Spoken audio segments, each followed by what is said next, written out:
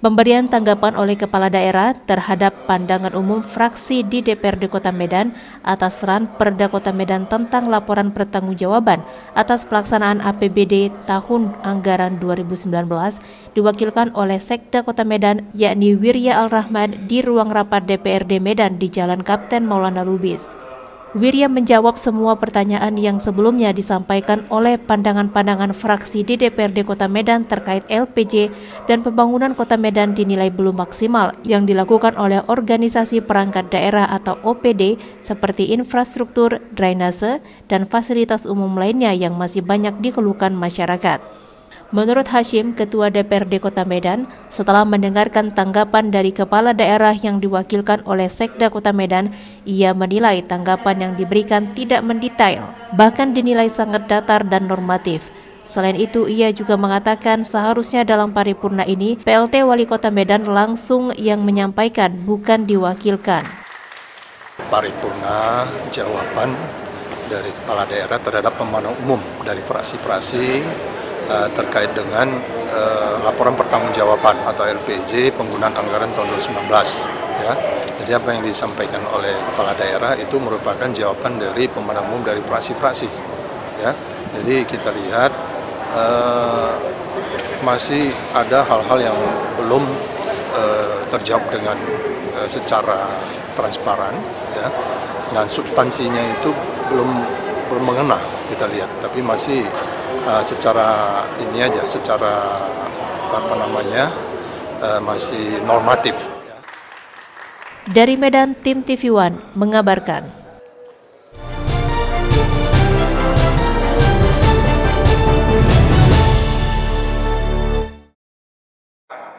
Rapat paripurna DPRD Kota Medan pada Selasa pagi beragendakan tentang HUT Kota Medan ke-430 tahun. Dalam sambutannya, PLT Wali Kota Medan mengatakan masih banyak pembangunan Kota Medan yang belum maksimal dan tertunda akibat pandemi COVID-19. Rapat paripurna yang beragendakan HUT Kota Medan ke-430 tahun Selasa siang digelar di gedung DPRD Kota Medan dengan dihadiri oleh seluruh FKP di Kota Medan dan PLT Wali Kota Medan Ahyar Nasution. Dalam sambutannya, PLT Wali Kota Medan meminta maaf kepada warga Medan karena masih banyak pekerjaan rumah yang masih harus dilakukan oleh pemerintah Kota Medan. Apalagi saat ini banyak pembangunan yang tertunda akibat pandemi COVID-19. Selain itu, Ketua DPRD Kota Medan juga menyampaikan beberapa fasilitas umum yang harus diperbaiki, seperti drainase, infrastruktur, serta kebersihan yang umumnya menjadi masalah di Kota Medan. Hal senada juga disampaikan oleh Wakil Ketua DPRD Kota Medan, Ihwan Ritonga, di mana ia berharap pemerintah Kota Medan dapat bersinergi dengan DPRD Kota Medan untuk membangun dan memajukan Kota Medan yang lebih baik ke depannya. Apalagi usia Kota Medan telah mencapai 430 tahun. Kita banyak PR kita ke depan, harapan kita sinergi antara DPR dengan Pemko itu teruslah dibangun. Ketika kita kunjungan ke daerah-daerah, ke lapangan masih banyak kita lihat, misalnya terkait dengan drainase, terkait dengan sampah gitu ya. Drainase sampah masih banyak kita lihat di lapangan. Ini kita harapkan sinergitas antara DPR dengan Pemko Medan untuk membangun kebersamaan, untuk meyakinkan kepada masyarakat bahwasanya kita mulai pola hidup sehat dalam rangka membangun Kota Medan. Nah, seperti itu. Dari Medan, Sumatera Utara, tim TV One mengabarkan.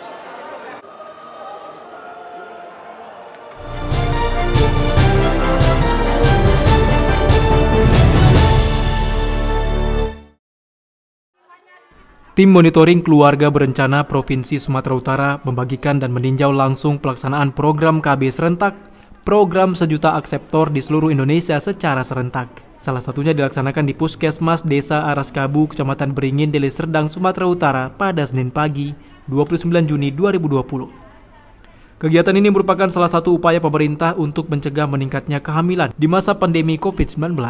Peninjauan pelaksanaan pembagian akseptor gratis yang dilaksanakan oleh Tim Monitoring Keluarga Berencana Provinsi Sumatera Utara bersama Nawalubis Edi Ramhayadi, istri Gubernur Sumatera Utara, beserta Kepala BKKBN Provinsi Sumatera Utara di Puskesmas Desa Araskabu, Kecamatan Beringin, Kabupaten Deli Serdang, Sumatera Utara, Senin pagi.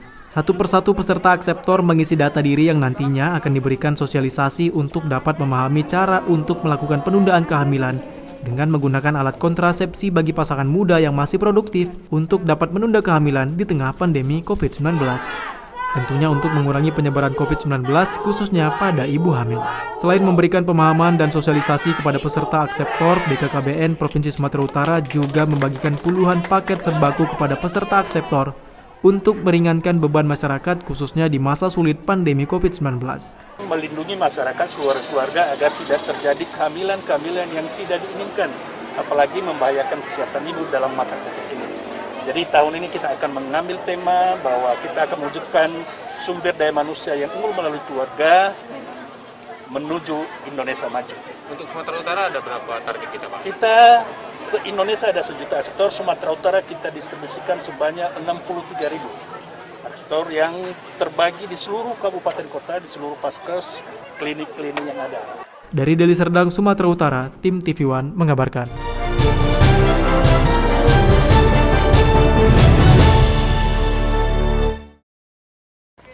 Warga Desa Tamba senang dengan hadirnya paslon Bupati Samosir kunjungi desanya untuk memanen bersama. Produksi kopi Robusta warga desa Parsaroan yang diberi nama Kopi Marguna Putra Tamba yang memiliki varian 250 gram dan 500 gram yang bisa ditawarkan bagi para penikmat kopi. Paslon Bupati Samosir Marhuale Simbolon bersama Guntur Sinaga atau Marguna dan juga tim Parhobas kunjungi desa Parsauran Dusun 1 Huta Pangombilan di lokasi kebun kopi yang siap dipanen bersama masyarakat setempat. Sebelumnya tim Marguna melakukan penyeberangan perairan Danau Toba dari Tamba dengan menggunakan kapal feri milik warga menuju desa Tamba dengan menggunakan kapal feri milik warga menuju desa Tamba dengan perjalanan setengah jam ke lokasi kebun kopi. Jalenta Tamba, petani kebun kopi, mengatakan usaha ini sudah dilakukannya selama 3 tahun lebih di kampung halamannya berbekal dari ilmu yang ia dapat dari perantauan. Sebelumnya dia bekerja di perusahaan kebun sawit di Pekanbaru. Biji kopi Robusta ini sebelumnya dibelinya dari Subulus Salam dan langsung ditanam di kampung halamannya di Samosir. Berbekal keyakinan, Jalenta Tamba merintis usaha kebun kopi seluas 6 rantai. Kalau zaman sekarang karena COVID ini masih rendah. Bersekitar berapa, Pak? Kalau 1 kilo dia, kalau memang murni dia super, kopi Marguna ini 150.000 per kilo. Kita harus menggunakan pupuk kompos atau pupuk kandang. Jadi kalau pupuk kimia itu hanya sekedar merangsang pertumbuhan, tapi bukan dia yang memproduksi buah. Kita harus kembali kepada kompos. Kita masyarakat petani, mau petani kopi, mau petani jagung, mau petani padi, kita harus kembali ke alam, yaitu menggunakan pupuk kompos atau organik ataupun pupuk kompos cair. Kalau harga pasar tentunya itu sangat ditentukan dari kualitas tanaman itu sendiri. Kita akan menuju kualitas yang terbaik, harus mampu bersaing secara kualitas dengan kopi-kopi dimanapun, terutama juga sampai di Indonesia ini. Ketika kualitas kopi kita yang terbaik, harganya pun pasti mendapatkan yang terbaik. Tapi di sisi lain, ketika harga kopi menurun, di mana harga pasar di atas, ini yang harus dijaga oleh pemerintah daerah ke depan, sehingga para petani itu selalu yang mendapat untung yang lebih besar. Kita sudah memikirkan langkah-langkah untuk menyeimbangkan atau persisnya untuk memperbaiki harga, yaitu dengan menciptakan atau mengadakan, baik itu mengaktifkan KUD-KUD atau perusahaan-perusahaan lokal atau perusahaan-perusahaan daerah yang bisa nanti berperan atau punya aktivitas usaha mengumpulkan kopi dari para petani. Kita berharap harga itu tidak tertumpu lagi pada tengkulak, karena kita tahu selama ini tengkulak itu sangat berperan dalam menentukan harga. Dari Kabupaten Samosir, Sumatera Utara, tim TV One mengabarkan.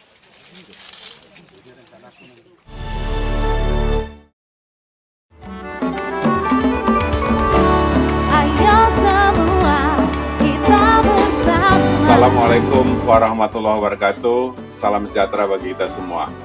Saya, Aher Nasution, pelaksana tugas Wali Kota Medan, beserta seluruh jajaran pemerintah Kota Medan mengucapkan selamat Hari Keluarga Nasional ke-27 tahun 2020.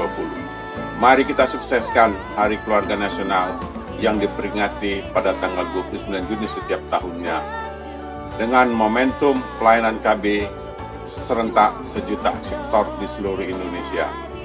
Kita antisipasi baby boom pasca pandemi COVID-19 dengan mencegah kehamilan karena ibu hamil sangat riskan terhadap virus corona. Sekali lagi, selamat Hari Keluarga Nasional. Berencana itu keren.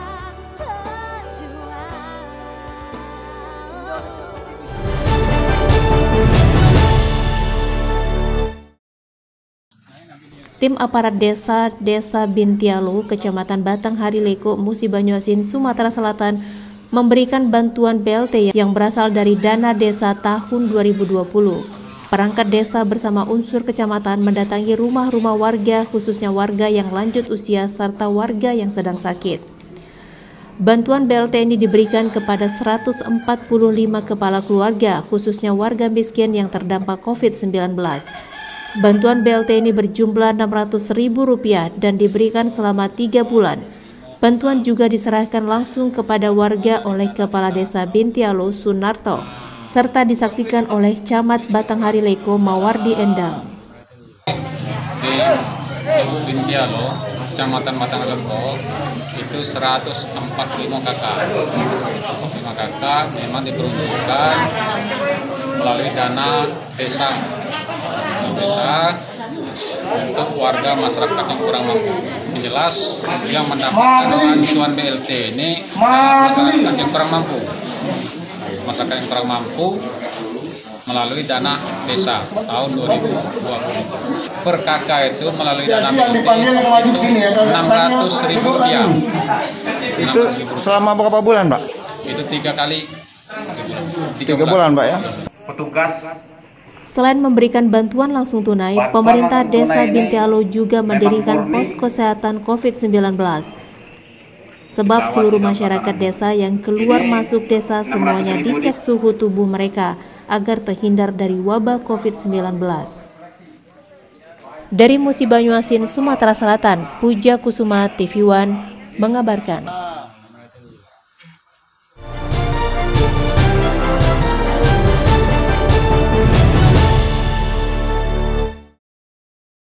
Guna penanganan aset milik negara, pihak PT PN 7 melaksanakan penandatanganan nota kesepakatan atau MOU bersama Kepolisian Daerah Sumatera Selatan tertanggal 20 Januari 2020. Dalam MOU tersebut, PT PN 7 meminta kepada pihak kepolisian bekerja sama dalam pengamanan produksi, aset, dan penegakan hukum. Menindaklanjuti hal tersebut, PT Perkebunan Nusantara 7 menggelar sosialisasi kesepakatan bersama kerjasama pengamanan aset antara PT Perkebunan Nusantara 7 dengan Kepolisian Daerah Sumatera Selatan yang dipusatkan di kantor PT Perkebunan Nusantara 7 Unit Betung.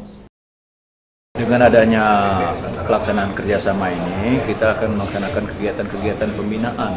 Yang pertama sekali untuk para pelaksana-pelaksana di lapangan, ya, satpam seperti yang lain-lain, tentang bagaimana teknisnya daripada penanganan kasus-kasus yang ada di PT PN 7 ini. Di antaranya kayak tadi yang disampaikan adalah masalah pencurian dan lain-lain. Ada masalah-masalah yang memang seharusnya dilaksanakan di tingkat atas, yang dibicarakan di antara justice, ya, para penegak hukum. Salah satu untuk menjamin keamanan, ya, wilayah kerja PT PN 7 yang sesuai dengan wilayah hukumnya. Harapan kita dari kepolisian Polda Sumsel bisa menangani semua kasus yang ada, baik itu gangguan apapun bentuknya, baik pidana umum maupun pidana khusus. Dari Banyuasin, Sumatera Selatan, Slamet Caniago, TV One mengabarkan.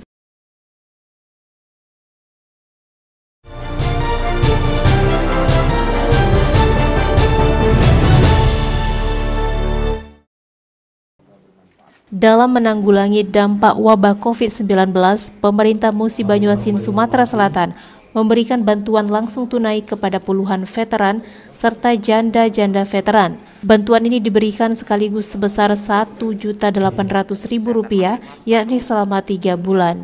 Para veteran serta janda veteran merasa sangat bangga dengan adanya bantuan BLT yang diterimanya, sebab bantuan BLT bisa meringankan beban hidup para mantan pejuang ini, khususnya di saat pandemi COVID-19. Kami memuaskan atas kebijakan Bapak Bupati. Senang ya? Punya perhatian terhadap anggota veteran. Jadi dapat bantuan berapa ini Pak? Rp1.800.000 dalam mereka 3 bulan. 3 bulan langsung. Ini bisa membantu untuk kehidupan sehari-hari? Ya bisa membantu, meringankan. Adalah veteran pejuang kemerdekaan, veteran pembela kemerdekaan, dan veteran perdamaian. Rata-rata selama ini mendapatkan kurang perhatian dari pemerintah.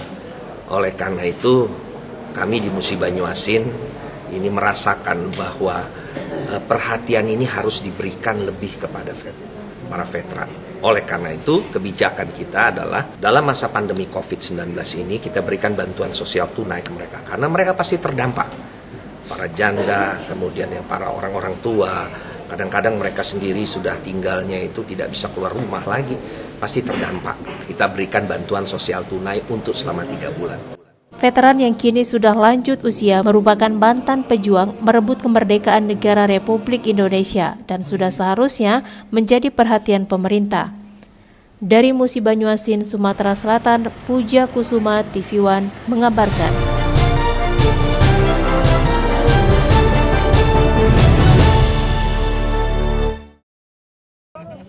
Untuk memenuhi wasiat sang suami, Lucianti Fahri, mantan anggota DPRD Provinsi Sumatera Selatan, bersama putranya Ibtu Imam Fahri melakukan peletakan batu pertama pendirian Masjid Al-Fahri di Pondok Pesantren Rodatul Ulum di Musi Banyuasin, Sumatera Selatan. Peletakan batu pertama pembuatan Masjid Al-Fahri dilakukan oleh mantan anggota DPRD Sumatera Selatan, Lucianti Fahri, dan didampingi oleh putra pertamanya Ibtu Imam Fahri. Almarhum Fahri Asyari yang merupakan mantan Bupati Musi Banyuasin semasa hidupnya berniat akan membuat masjid di pondok pesantren ini. Namun sebelum berbuat, beliau wafat. Selain melakukan peletakan batu pertama pembuatan Masjid Al-Fahri, Lucianti Fahri juga memberikan bantuan berupa puluhan ton beras di pondok pesantren Rodatul Ulum. Ini adalah Masjid Al-Fahri namanya. Ini adalah masjid dari sumbangan sebenarnya dari Bapak Fahri Azari almarhum. Saya beserta keluarga hanya sebagai pelaksana. Mudah-mudahan dengan terbangunnya Masjid Al-Fahri di Desa Setiga ini akan kami dapat mewujudkan daripada cita-cita beliau. Beliau ingin sekali untuk membangun rumah ibadah, namun Allah ternyata lebih sayang kepada beliau. Beliau dipanggil lebih dulu, dan saya beserta anak-anak ingin sekali, walaupun secara fisik beliau tidak dapat hadir di tengah-tengah kita, namun cita-cita yang beliau atau apa yang beliau impikan dapat kami wujudkan sebagai ahli waris. Dari Musi Banyuasin, Sumatera Selatan, Puja Kusuma, TV One mengabarkan.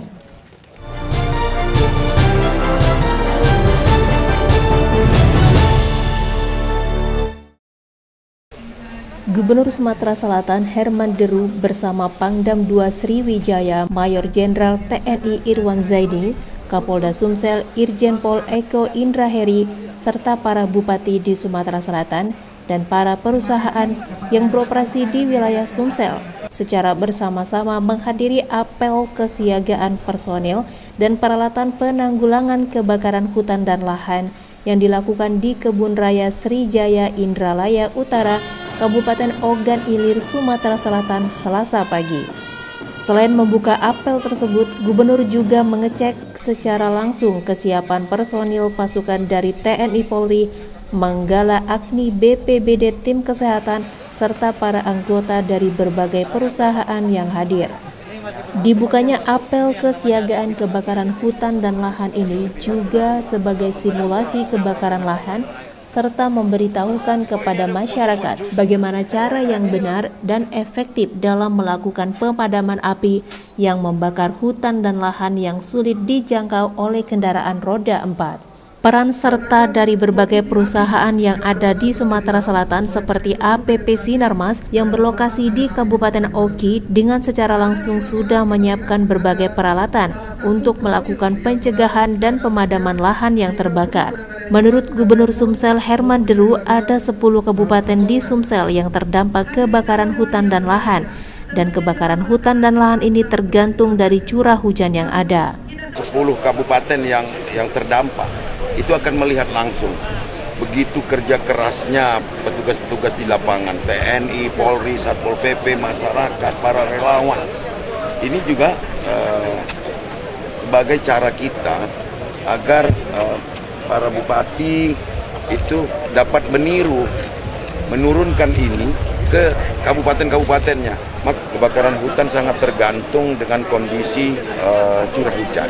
Ada 94 desa yang rawan kebakaran, rawannya tinggi gitu yang lalu, dan semua anggota kita sudah di desa-desa tersebut dalam rangka mensosialisasikan kepada masyarakat untuk tidak membuka lahan atau hutan dengan cara membakar, baik disengaja maupun tidak disengaja. Itu ke perusahaan-perusahaan, Pak. Kita sudah imbau, dan partisipasi perusahaan juga luar biasa untuk menyiapkan personel maupun alat peralatannya dalam rangka mencegah, membantu kalau terjadi hal-hal di luar kemampuan kita. Tahun ini kita fokus terhadap kegiatan pencegahan, terutama dengan membangun fire prevention post di areal-areal yang kita nilai rawan. Kemudian Desa Makmur Kodil Api pada tahun ini kita tambahkan juga beberapa proyek-proyek untuk mensupport Desa Makmur Kodil Api. Untuk peralatan, secara hasil pemeriksaan secara eksternal juga sudah kita tentukan bahwa jumlah sudah melebihi dari standar yang ditetapkan, dan juga kita seperti biasa pada saat dry season menyiapkan beberapa heli untuk melakukan operasional patroli dan melakukan waterbombing bila diperlukan. Gubernur Sumsel Herman Deru secara simbolis juga memberikan bantuan dana untuk penanggulangan kebakaran hutan dan lahan. Dana sebesar 40 miliar diserahkan ke 10 kabupaten yang rawan terjadi karhutla dan langsung diterima para bupati yang daerahnya kena dan rawan kebakaran hutan dan lahan. Dari Ogan Ilir, Sumatera Selatan, Samsul Rizal, Berkat Arsyad, TV One mengabarkan.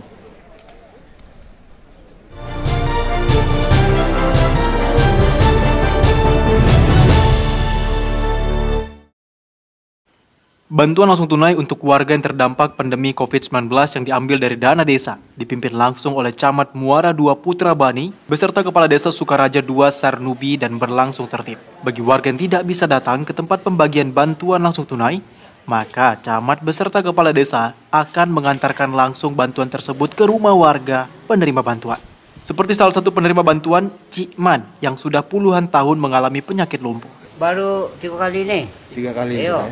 Itu nominalnya berapa, Pak? Nah, tahu itu 600 ribu. Iya ya? ini. Kita sudah berapa lama, Pak, sakit? Sudah puluhan tahun. Puluhan tahun ya. Mau masuk belasan tahun. Jadi warga yang sudah tidak bisa lagi datang ke lokasi kita pembagian itu, ya istrinya kita antarkan langsung ke rumahnya, kan? Atau Pak Cihan, Pak Ciaman ini kan, karena sudah sakit yang menahun, sudah puluhan tahun sakit, jadi istrinya kita antarkan ke rumahnya.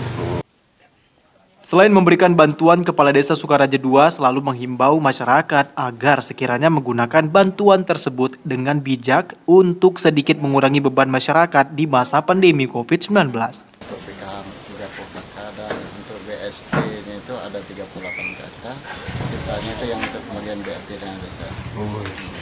Sudah berapa tahap kita bagikan ini, Pak? Alhamdulillah hari ini, pagi ini kita tahap 3 untuk BLT dan desa. Menurut Kepala Desa, bantuan ini telah dibagikan sebanyak 3 tahap, di mana tahap pertama dibagikan pada April lalu, tahap kedua pada Mei, dan tahap ketiga pada bulan Juni. Dari Oku Selatan, Sumatera Selatan, Andi Salani, TV One mengabarkan.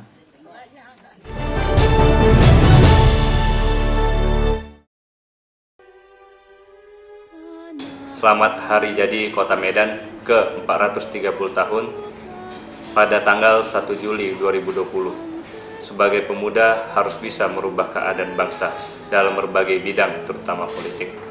Semoga dengan hadirnya kaum milenial sebagai agent of change di DPRD Kota Medan dapat merubah Kota Medan menjadi lebih baik ke depannya. Dirgahayu Kota Medan, Medan rumah kita. Saya Misnan Aljawi SHMH, Ketua Fraksi DPRD Kabupaten Deli Serdang, mengucapkan Dirgahayu Bayangkara ke-74, khususnya wilayah Kapolrestra Kabupaten Deli Serdang. Jayalah kepolisian Deli Serdang, tetap semangat dan ikhlas dalam melindungi, mengayomi, serta melayani masyarakat di wilayah Kabupaten Deli Serdang.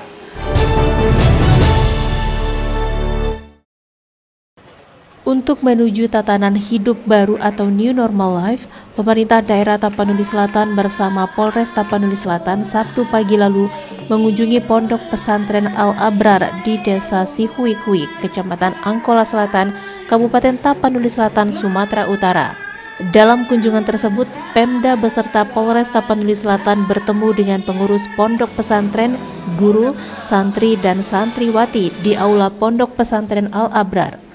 Pertemuan ini membahas seputar arti dari tatanan hidup baru atau new normal di masa pandemi virus corona atau COVID-19. Tidak lupa kegiatan pertemuan ini mengikuti protokol kesehatan, seperti pengunjung terlebih dahulu mengikuti tes kesehatan dengan mengukur suhu tubuh menggunakan termometer, mencuci tangan dengan sabun atau menggunakan hand sanitizer, dan menggunakan masker. Proses belajar mengajar di Pondok Pesantren Al-Abrar sendiri sudah mulai berlangsung sejak pertengahan Juni lalu. Tercatat sebanyak 525 santri dan santriwati sudah aktif mengikuti proses belajar mengajar di pondok pesantren tersebut. Untuk mengantisipasi penyebaran virus corona di masa pandemi ini, pemerintah daerah Tapanuli Selatan, Polri, dan Pondok Pesantren Al-Abrar melakukan sosialisasi tentang New Normal Life atau tatanan hidup baru. Peduli terhadap sejumlah santri dan santriwati di pondok pesantren ini, Polres Tapanuli Selatan memberikan bantuan sebanyak 600 masker dan 3 tempat pencuci tangan. Sementara itu, Kapolres Tapanuli Selatan AKP Roman Smaradana LH mengaku dalam menjalani tatanan hidup baru di masa pandemi COVID-19, seluruh masyarakat dan khususnya santri dan santriwati di pondok ini harus mengikuti protokoler kesehatan. Jadi new normal adalah tatanan hidup baru di mana dalam melaksanakan kegiatan sehari-hari di era new normal ini kita menerapkan protokol kesehatan.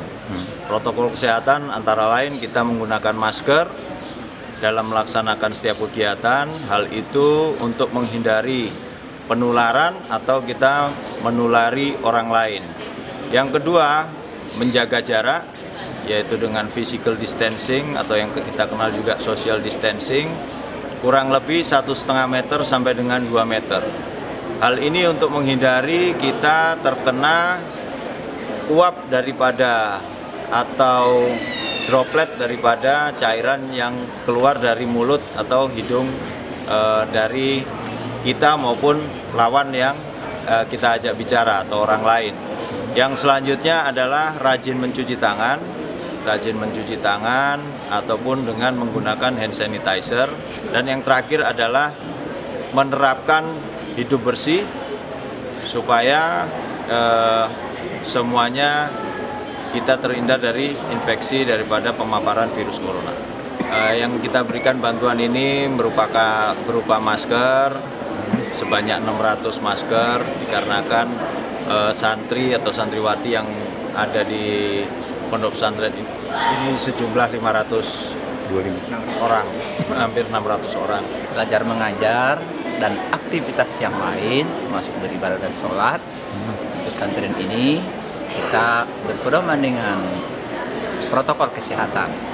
Di antaranya selalu pakai masker, alhamdulillah semuanya selalu pakai masker. Yang kedua, selalu cuci tangan pakai sabun. Dan selanjutnya untuk menjaga jarak di kelas kita buat jaraknya 1,5 meter atau sampai 2 meter.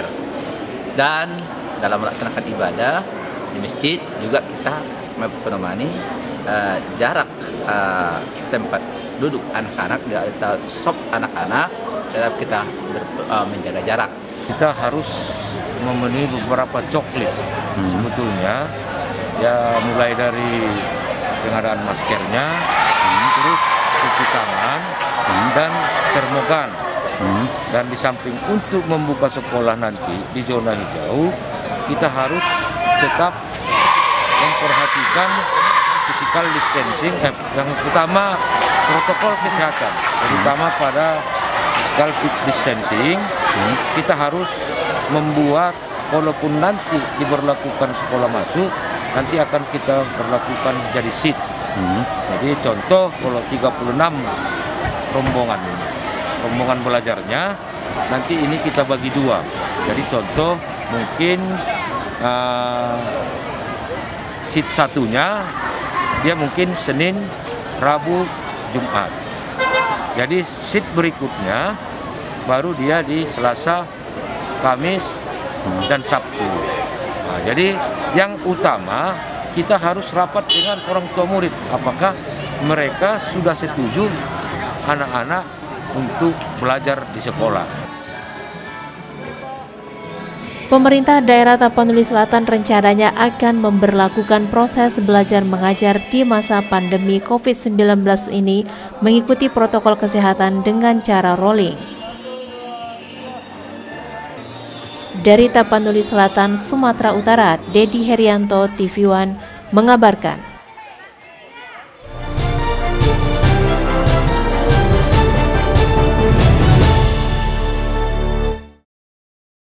Kepala Rutan Kelas 2B Dolok Sanggul, Revanda Bangun, memotong pita sebagai tanda diresmikannya pintu gerbang utama 2 Istana Pahlawan Nasional Sisingamangaraja 12 di Desa Simamora, Kecamatan Bakti Raja, Kabupaten Humbang, Hasundutan, Sumatera Utara pada Sabtu 27 Juni 2020. Pembangunan gerbang sepanjang 5 meter beserta pagar yang terbuat dari bahan stainless itu dimaksudkan guna memastikan cagar budaya tersebut lebih terawat, serta membatasi kunjungan orang agar tidak masuk sembarangan sebagai pembatas pergerakan hewan ternak warga sekitar, mengingat cagar budaya ini berada di tengah pemukiman penduduk. Pada kegiatan ini, Revanda Bangun didampingi oleh Ketua Dharma Wanita Persatuan Rutan Humbahas, Desi Angelin Simamora, dan jajaran Rutan Kelas 2B Dolok Sanggul. Rombongan diterima langsung oleh juru kunci makam Sisingamangaraja 12, Marconi Sinambela, yang sekaligus bertindak sebagai tuan rumah. Revanda mengatakan pembangunan gerbang tersebut merupakan sumbangsih dari Rutan Kelas 2B Dolok Sanggul dalam rangka menyambut HUT RI ke-75 yang akan dirayakan pada 17 Agustus mendatang. Kegiatan kami di sini dalam pemberian bantuan gerbang makam Istana Sisingamangaraja ke-12, kami harapkan bantuan kami ini dapat berdampak bagi masyarakat sekitar di tempat kami berada di Humbang Hasundutan, sekaligus keluarga Sisingamangaraja dapat melestarikan budaya Sisingamangaraja dan menjadi warisan budaya untuk di Humbang Hasundutan. Kami berharap budaya dari istana ataupun makam Sisingamangaraja ini dapat dilihat oleh seantero Indonesia. Dari Kabupaten Humbang Hasundutan, Sumatera Utara, Syaren Situmorang, Rahmat Tinton Banjarnahon, TV One mengabarkan.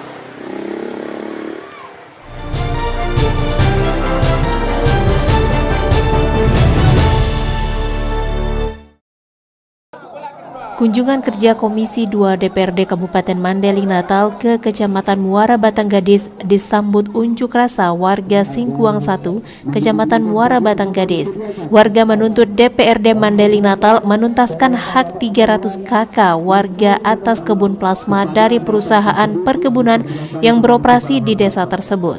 Saat mendatangi desa Singkuang 1, anggota DPRD ini disambut aksi unjuk rasa oleh ratusan warga di desa tersebut. Di hadapan anggota DPRD Mandailing Natal, warga mengeluhkan sudah sekitar 15 tahun menanti realisasi kebun plasma dari perusahaan tersebut karena 300 KK ditetapkan pemerintah sebagai peserta kebun plasma dengan Bapak Angkat PT Rendi Pertamaraya. Rendi Permataraya yang tidak mengeluarkan plasma, ada warga masyarakat lebih kurang 300 kepala rumah tangga yang tidak mendapatkan plasma. Jika tidak ada etikat baik dari perusahaan, DPRD Mandailing Natal mengancam akan melaporkan kasus ini ke Presiden Joko Widodo dan kementerian terkait agar HGU dan izin usaha PT Rendy Permata Raya dikoreksi dan dicabut. Yang dikeluarkan 20% itu sesuai dengan peraturan. Kenapa PT-PT lain bisa, kenapa PT Rendy tidak? Karena di zaman era Jokowi ini tidak ada perlakuan yang berbeda terhadap perusahaan perkebunan, termasuk PT Rendy sendiri. Makanya PT Rendy ini kita minta harus tunduk dan patuh kepada aturan-aturan yang ada. Harus direalisasikan plasma masyarakat desa. Sementara itu, pihak perusahaan yang ditemui para anggota DPRD ini mengaku tidak bisa menyikapi tuntutan warga karena persoalan ini harus persetujuan direksi perusahaan yang berkantor di Kota Medan. Dari Mandailing Natal, Sumatera Utara, Romulo Siregar, TV One, mengabarkan.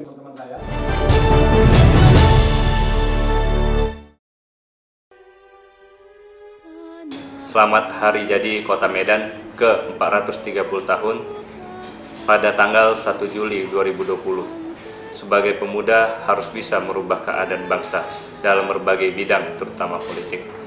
Semoga dengan hadirnya kaum milenial sebagai agent of change di DPRD Kota Medan dapat merubah Kota Medan menjadi lebih baik ke depannya. Dirgahayu Kota Medan, Medan rumah kita. Saya Misnan Aljawi SHMH, Ketua Praksi P3 DPRD Kabupaten Deli Serdang, mengucapkan selamat Hari Jadi Kabupaten Deli Serdang yang ke-74, 1 Juli 1946, 1 Juli 2020. Di usia yang ke-47 ini, semoga dapat mewujudkan Deli Serdang yang lebih maju dan sejahtera, dengan masyarakatnya yang religius dan rukun dalam kebinekaan.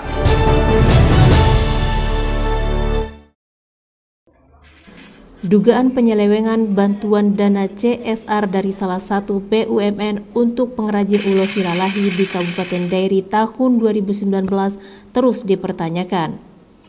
Dugaan korupsi ini merugikan masyarakat para pengrajin ulos silalahi yang saat ini diduga sudah masuk tahap lidik yang dilakukan Satuan Unit Tipikor Polres Dairi.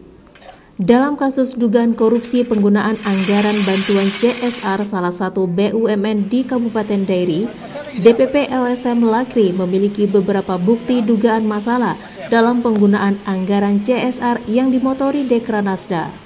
Ketua DPP LSM Lakri menduga adanya penyalahgunaan bantuan dana CSR BUMN sebesar 600 juta rupiah yang seharusnya murni untuk kepentingan utama masyarakat penenun ulos silalahi. Menduga adanya dugaan korupsi dana CSR dari salah satu BUMN sebesar 600 juta.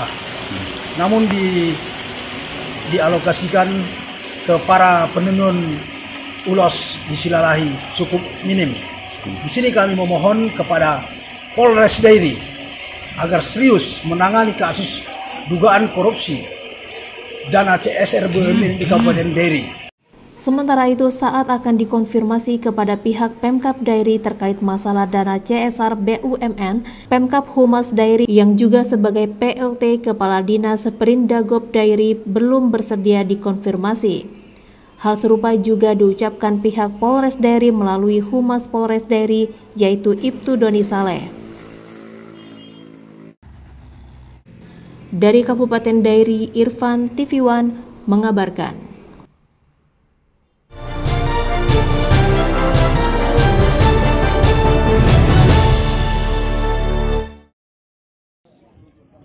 Untuk memperjelas kesadisan abang dan adik pelaku pembunuhan di Desa Aji Nembah, Kecamatan Merek, Polres Tanahkaro gelar rekonstruksi. Rekonstruksi nyaris ricuh saat keluarga korban tidak terima dengan kedua pelaku yang diduga merekayasa adegan dalam rekonstruksi pembunuhan sadis di sebuah warung kopi dengan cara menusuk korban dengan membabi buta hingga korban meninggal dunia dengan 27 luka tusukan. Beginilah suasana saat kedua pelaku pembunuhan yang diketahui merupakan abang adik didatangkan pihak kepolisian Polres Tanahkaro di TKP saat akan menjalankan rekonstruksi. Suasana rekonstruksi sempat ricuh saat keluarga korban, yaitu istri korban dan anak-anaknya, yang menyaksikan rekonstruksi tidak terima dengan perlakuan pelaku yang membunuh bapak 3 anak ini. Bahkan keluarga sempat protes saat pelaku mempraktekkan adegan yang diduga direkayasa.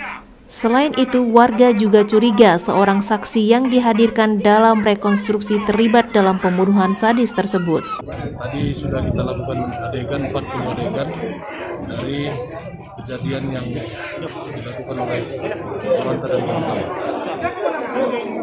Pasal yang dikenakan pada saat ini adalah pasal 340, 338, 170 KUHP. Puas karena satu lagi belum ditangkap. Kalau sudah ditangkap nanti si Billy itu baru udah puas. Karena dia pun ikut tersangka. Ikut walaupun dia tidak menikam tapi dia menunjang, meninju. Ketika termasuk masuk dia ikut pembunuhan.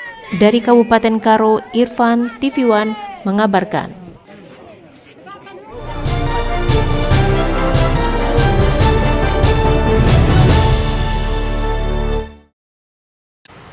...40 pasien positif corona di Ogan Komering Ulu, Sumatera Selatan semuanya dinyatakan sembuh setelah menjalani perawatan dan swab tes.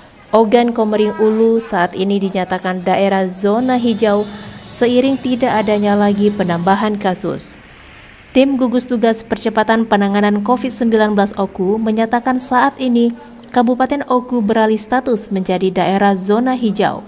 Selanjutnya, Ogan Komering Ulu sendiri akan melakukan penerapan new normal secara bertahap, serta Pemda Oku tidak akan melakukan tindakan terhadap masyarakat yang melanggar protokol kesehatan di saat menerapkan new normal. Jadi begini, masalah COVID ini kan masalah dunia, bukan hanya masalah Indonesia, bukan hanya masalah daerah-daerah, kabupaten kota provinsi, tapi seluruh terdampak oleh itu.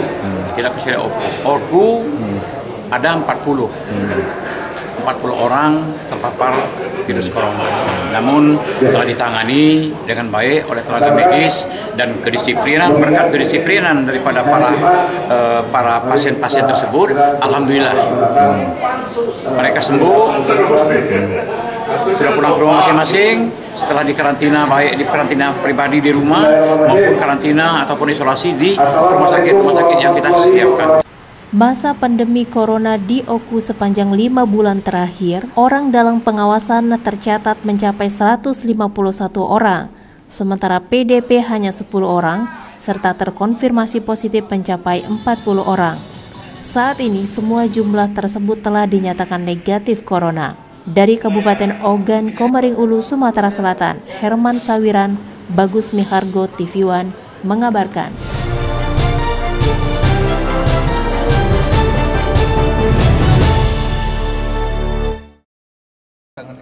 Pasangan Kuriana Johan menjadi pasangan pertama yang menyatakan sebagai bakal calon Bupati Oku periode mendatang setelah sebelumnya banyak muncul nama bakal calon bupati lainnya. Pada konferensi pers Jumat malam juga tampak pengurus semua partai politik hadir kecuali Partai Amanat Nasional. Namun untuk sementara baru 4 partai yang menyatakan dukungan, yakni Partai Nasdem, Golkar, P3, dan PKS. Pasangan dengan jargon bekerja ini mengaku saat ini pihaknya tengah membangun komunikasi dengan partai politik lainnya secara intensif untuk bisa bergabung. Itu ketika kami memimpin bersama-sama kemarin itu tidak ada kendala, tidak ada hambatan dalam urusan pemerintah, kami tidak pernah. Itu ya. Berarti salah satunya hasil survei banyak memang menunjukkan kemudian di dalam pencalonan saya katakan tadi kita kan terus harus mempunyai landasan. Apa salah satu landasannya? Ya tadi hasil survei. Survei itu karena ketika kami survei itu di hasil survei ya kami ini masih tetap. Ketika kami dipasangkan, kami tetap masih berada di atas. Itulah landasan gitu ya. Maka kami secara fundamental kami ingin berpasangan kembali dan sama-sama sudah sepakat dan setuju. Iya, bukan Pak Johan mohon kepada saya minta dipasangnya lagi, bukan saya juga minta ini. Banyak pendapat menyatakan bahwa kalian berdua masih layak berpasangan. Kami merasa senang atas bergabungnya lagi Bapak Kuriana dan Bapak Johan Anwar. Harapan kami selaku pelaku usaha semoga dengan bergabung kembali Bapak Kuriana dan Bapak Johan Anwar akan lebih tercipta suasana usaha yang maju dan kondusif. Dari Kabupaten Ogan Komering Ulu, Sumatera Selatan, Herman Sawiran, TV One mengabarkan.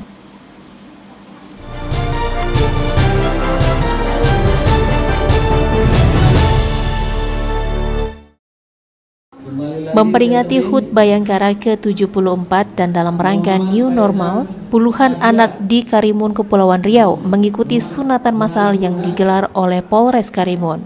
Dalam pelaksanaan sunatan, panitia maupun peserta mengikuti protokoler kesehatan. Saat melaksanakan sunatan massal tersebut, Polres Karimun melakukan dengan standar protokoler kesehatan, seperti pakai masker, jaga jarak, dan pengecekan suhu bagi anak-anak yang mau dikitankan.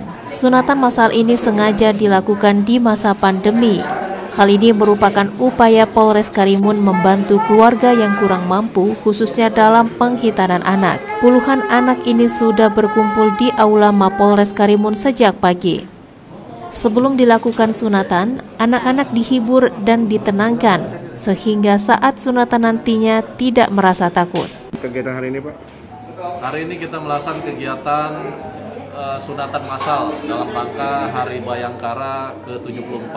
Kita mengundang kepada seluruh masyarakat Kabupaten Karimun, khususnya anak-anak yang siap untuk dilakukan sunat, ya, bisa membantu masyarakat warga sekitar supaya bisa membantu terkait dengan sunatan massal ini. Mudah-mudahan ini kegiatan bisa bermanfaat bagi masyarakat, sedikit bisa meringankan para keluarga yang ingin sunat anak-anak.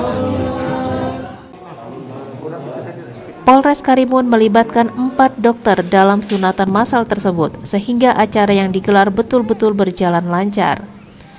Dari Tanjung Balai Karimun, Alboin Jupri TV1 mengabarkan.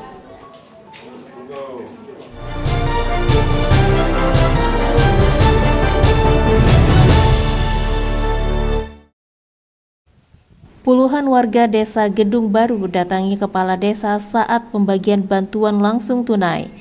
Kedatangan warga mempertanyakan bantuan PKH yang tak kunjung diterima. Pembagian bantuan langsung tunai atau BLT di Desa Gedung Baru, Kecamatan Buai Pematang Biru, Ranau Tengah, Kecamatan Oku Selatan, Sumatera Selatan yang diambil dari dana desa berakhir ricuh. Pasalnya puluhan warga yang didominasi ibu-ibu tiba-tiba mendatangi kepala desa dan mempertanyakan kenapa mereka tidak mendapatkan bantuan. Tidak mendapat COVID, mempertanyakan bahwa data kami sudah mendapat PKH. Menurut keterangan Kades tadi, ibu-ibu mendapat PKH dari anggaran dari tahun 2018 dan sampai saat ini belum pernah mendapatkan. Belum.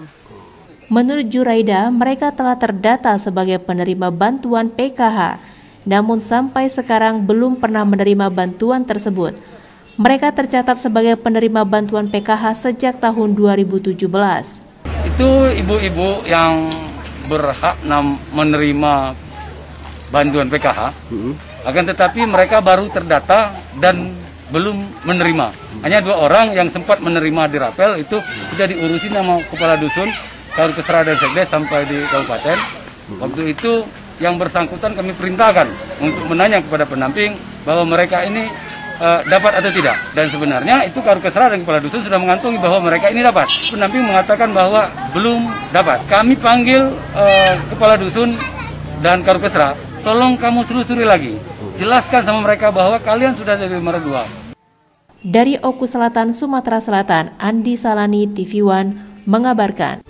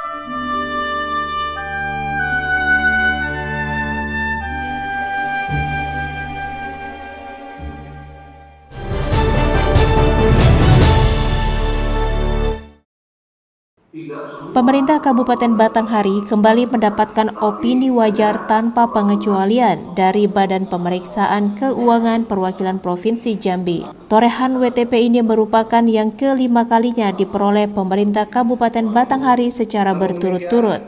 Kegiatan ini dihadiri langsung oleh Ketua DPRD Kabupaten Batanghari Anita Yasmin, Kepala OPD, serta tamu undangan lainnya. Penyerahan LHP ini langsung diberikan Kepala BPK Perwakilan Jambi Yuan Chandra Jaisin kepada Bupati Batanghari Syahid Shah. Penyerahan LHP ini sebagai bukti keberhasilan pemerintah Kabupaten Batanghari dalam mengelola keuangan. Pencapaian WTP ini juga tidak lepas dari kinerja terbaik yang diberikan seluruh jajaran pemerintah Kabupaten Batanghari. Bupati Batanghari mengungkapkan rasa syukur dan terima kasihnya kepada Kepala BPK Provinsi Jambi beserta jajaran yang telah memberikan bimbingan dan arahan tentang tata kelola keuangan sehingga mendapatkan predikat opini WTP. Bupati kembali menyampaikan bahwa di penghujung masa jabatannya, dirinya berharap siapapun bupati selanjutnya nanti, WTP ini selalu dapat dipertahankan. Ini kali kelima secara berturut-turut pemerintah Kabupaten Batanghari mendapat WTP atau opini wajar tanpa pengecualian ini. Sebelumnya sudah ada 5 kali dan sebelumnya ada 2 kali, tapi ya tidak berturut-turut. Jadi ini 5 kali harapan tentu saja ke depan. Ini karena seperti tadi saya sampaikan bahwa ini kan kali terakhir saya menerima LHP.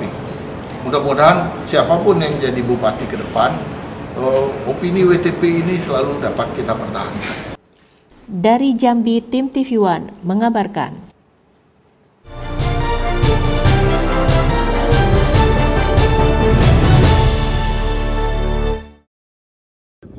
Madu Ibnu Ashir, madu hutan asli Aceh, kian diminati semua kalangan di Aceh. Bahkan madu miliknya sudah menyebar ke seluruh Indonesia, mulai dari atlet sampai dengan pejabat, juga para dokter mempercayainya. Dan pemesan madu hutan asli Aceh dari Ustadz Ibnu Ashir.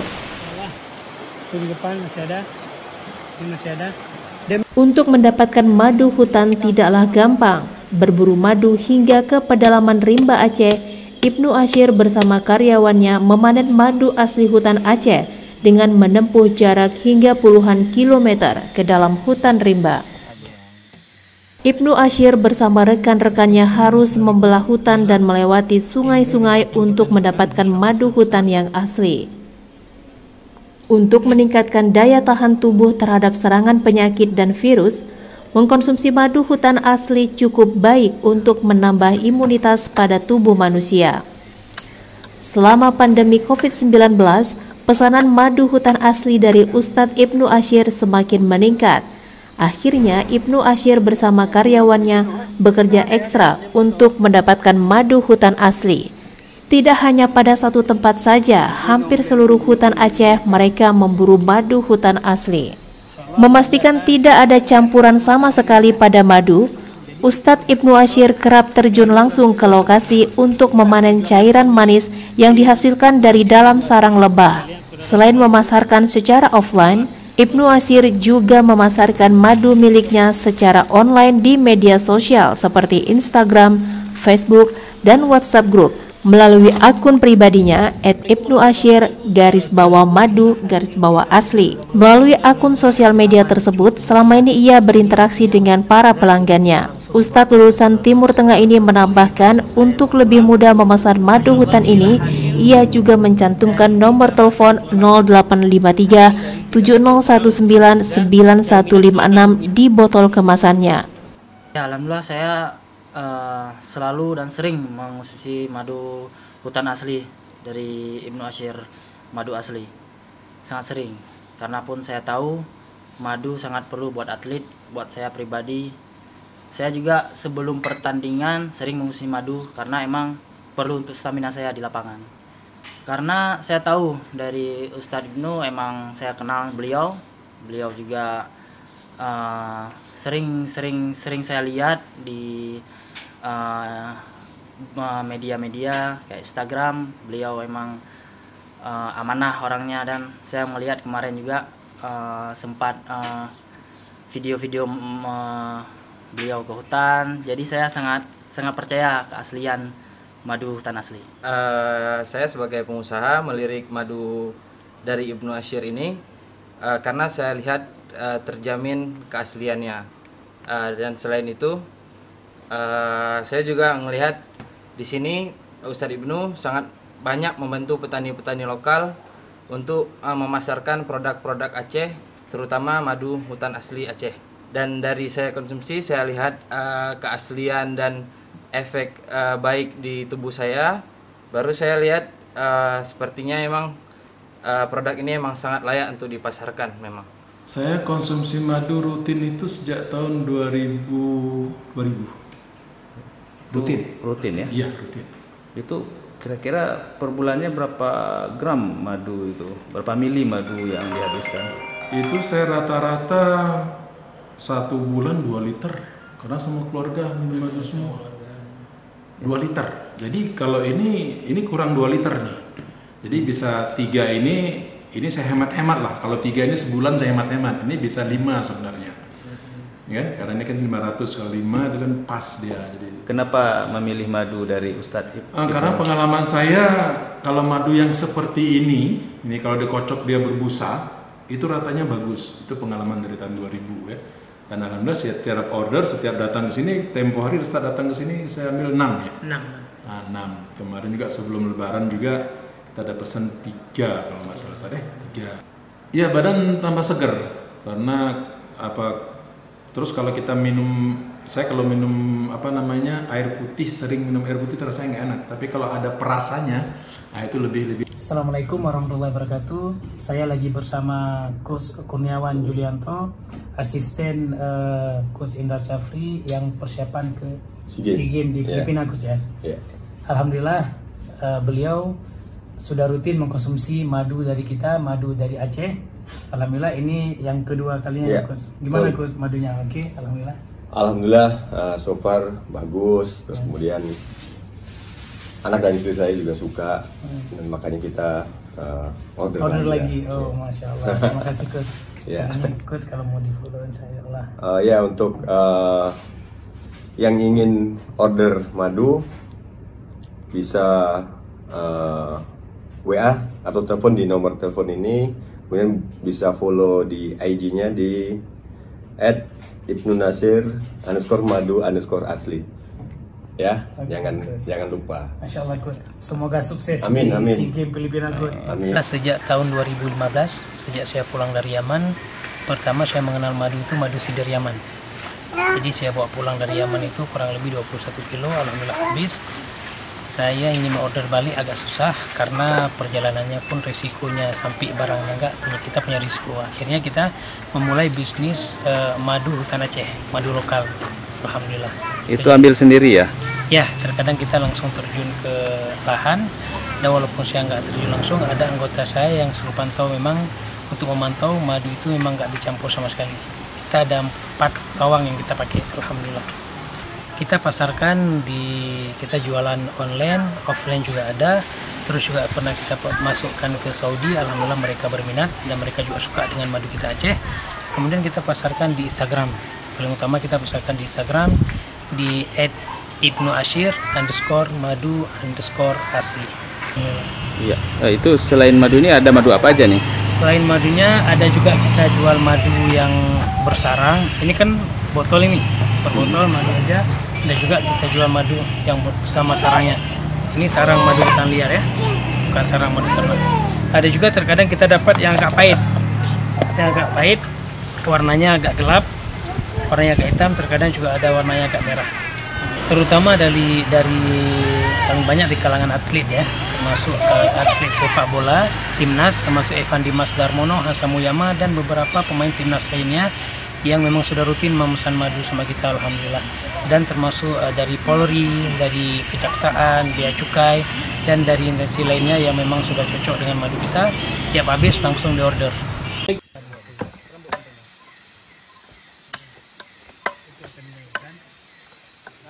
Dari Aceh, Anhar Sawang, TV One mengabarkan. Insya Allah luar biasa, show yang di atas cuma sarangnya aja.